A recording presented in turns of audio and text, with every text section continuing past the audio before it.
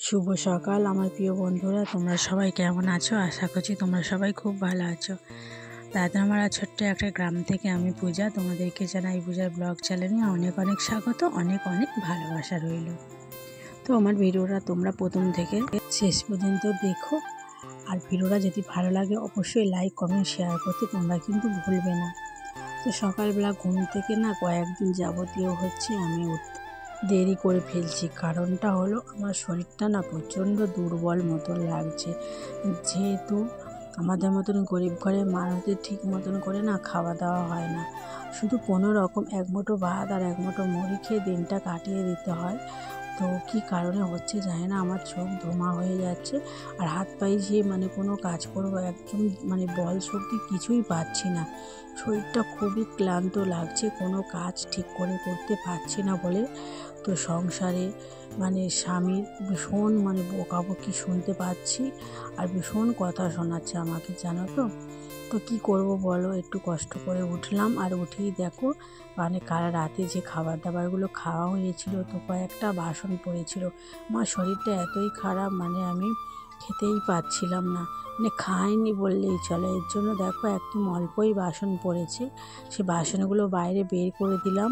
আর দেখো ওই জল তুলেছিলাম আর সেই বাসনগুলো পরিষ্কার করে মেজে নিয়ে দেখো রেখে দিলাম। আর ওই দিকে দেখো ফুচকা ভাজতে বসেছি ওরা, আর এখানে দেখো আমি জামা কাপড়গুলো ভিজিয়ে নিয়ে তারপর একটু ফুচকার কাজে আমি হাত লাগাবো। এর মধ্যে সার্ফ দিয়ে তারপরে দেখো যে জামা কাপড়গুলো ছিল সেগুলো এক এক করে ভিজিয়ে দিচ্ছি। বেশিরভাগ থাকে আমার রাজস্বী সোনা, আমার থাকে। আর আমাদের গ্রামের এখানে এত জলের কষ্ট কি বলবো বন্ধুরা, এই গরম পড়তে না পড়তে কলে নিয়ে যেতে হয়, লাইনে দাঁড়িয়ে তারপর জামা কাপড়গুলো ধুতে হয়। আর আমাদের বাড়ির সামনে যে পুকুরটা আছে দেখতে পাচ্ছ, ওই পুকুরের ঘাটটা না আমাদের না করেনি। ওখানে নামতে গেলেই এতটা পাঁক, দুটো পা না একদম পাঁকের মধ্যে পুঁতে যায়, আর উঠতে গেলে জামা কাপড়ে পাঁক লেগে যায়। আর জামা কাপড়গুলো যদি ধুই কেমন একটা গন্ধ মতো লাগে। আর তাছাড়া আমার তো অত হাতে সময় নেই জামা কাপড়গুলো নিয়ে কলে লাইন দিয়ে দাঁড়িয়ে তারপর জামা কাপড়গুলো ধোবো।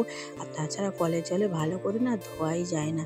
এখানে দেখো জামা কাপড়গুলো ভিজিয়ে রেখে আর দেখো ফুচকা কয়েকটা লেচি কেটে দিচ্ছে। আর ওদিকে দেখো রাজস্বী সোনা ঘুমাচ্ছে। আমাদের ওই বাড়িতে বড় দাবা ঘর পড়ে রয়েছে, ওখানে তো আমার স্বামীকে বলছি ফুচকাটা নিয়ে চলে যাওয়ার জন্য, কিন্তু দেখো ও নিয়েই যাচ্ছে না, এখানেই রেখে দেবে আমাকে জব্দ করানোর জন্য।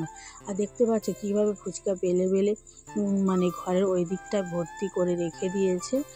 আর চারিদিকে ঘরের মধ্যে না তেল চিটে ফাঁক, আমি আর পরিষ্কার করে করে পারি না। হয়তো ভিডিওর শুরুতে তোমাদের সাথে কিছু কথা শেয়ার করলাম আমার শরীর খারাপ নিয়ে। তোমরা হয়তো অনেকে কমেন্ট করতে পারো যে দিদি ভাই তুমি তো এত মোটা সোটা, তা তুমি খাও না বললে চলে। দেখো বন্ধুরা, আমি আমার গরমটা ছোটোবেলা থেকে এরকম মোটা সোটা, তো আমি না এই মোটার জন্য অনেক কিছু খাই না, তো এর জন্য আমি শরীরের শক্তিটা পাচ্ছি না। আজ কয়েকদিন যাবতীয় হলেও আমি ভাত খাওয়া ছেড়েই দিয়েছি, তো একদমই ভাত খাচ্ছি না একদম। দুপুরবেলা হয়তো দুটো রুটি খাচ্ছি, রাতে দুটো রুটি, আর মুড়িও খাচ্ছি না, জানো তো। আমি শরীরে কোনো প্রোটিন জাতীয় জিনিসটা পাচ্ছি না, এর জন্য আমার শরীরটা এতটাই পরিমাণ দুর্বল।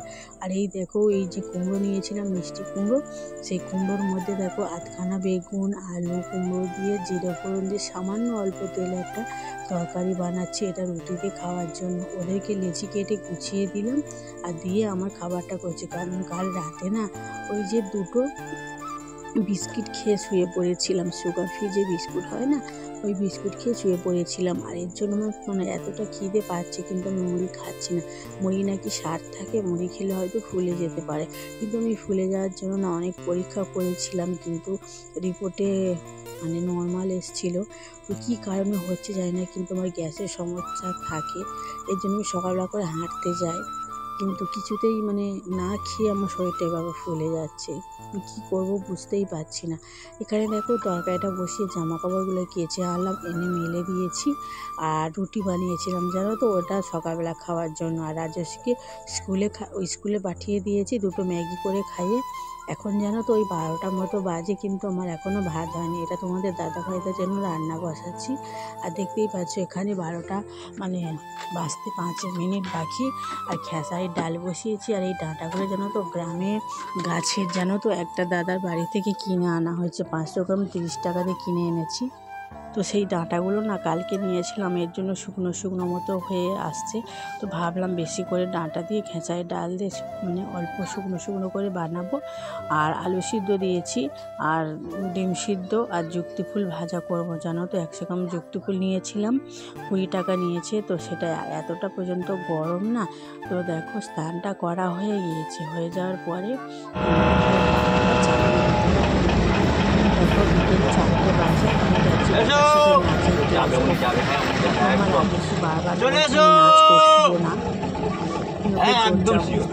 মানে নিয়ে যাচ্ছি, তো জানি না কি হবে। দেখো আজকে রাজস্বী অল্প অল্প নাচছে, কিন্তু আমার মনে হয় ও আর নাচবে না। তো বন্ধুরা ভিডিওটা কেমন লাগলো তোমরা অবশ্যই কমেন্ট করে জানিও। তোমাদের কাছে আমার ছোট্ট রিকোয়েস্ট, প্লিজ প্লিজ করে আমার পাশে থেকো। তোমরা না আমার পাশে দাঁড়ালে আমি একদম অসহায় হয়ে পড়ছি। তোমরা অবশ্যই করে আমাকে একটা কমেন্ট করে দিও। আর আমার চ্যানেলটাকে সাবস্ক্রাইব করতে কিন্তু ভুলো না। তো আজ তবে আসি, টাটা বাই বাই, সবাই ভালো থেকো।